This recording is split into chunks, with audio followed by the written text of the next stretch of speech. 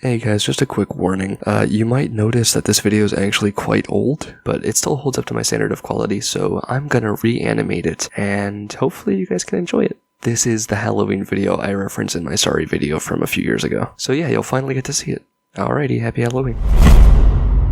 I love Halloween, and there's a lot to talk about, but I don't know if I can, or even wanna, put all of it into this video, so I'm gonna tell you about one year when I went trick-or-treating with my friends Alex and Tucker. You remember them, right?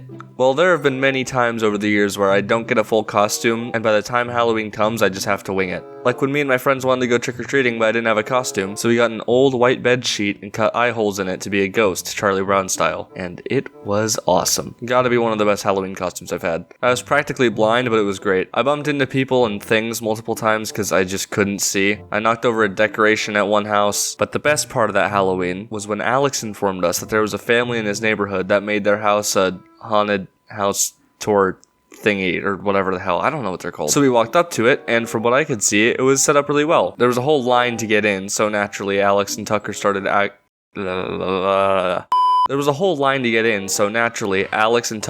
arguing about who was going to go in first and wouldn't be scared. And I broke up the fight by 1, being the only one not low-key pissing myself like those two, and 2, letting them know that I can't see anything and thus can't be scared. They agreed, so we lined up single file. Me, then Alex, then Tucker, that puss. We walked into the first room, and it had a flashlight and an old... No, wait. A flashlight? What the f***?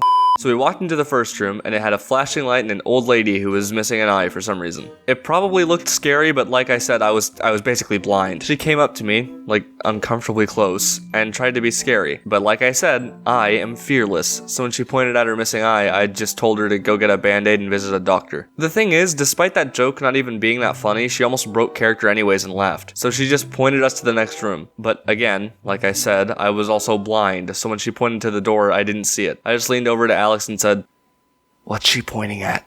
And after bumping into a wall thinking it was the door, we decided that Alex should take the lead because he can see. The next room had another actor scared person in it who didn't even get a chance to jump scare us because Alex gave her a polite greeting, and the last room had like a animatronic robot puppet thing in a window. I don't know. I walked right past it. Everything was set up really well, and overall it was a good experience. 10 out of 10 would do again. And I did. But the only thing I remember about that time was that Alex got jump scared by someone who he almost reflexively punched. So yeah, shorter video this time, but it had to be because I'm taking my younger cousins trick-or-treating and I don't want to be late. Happy Halloween.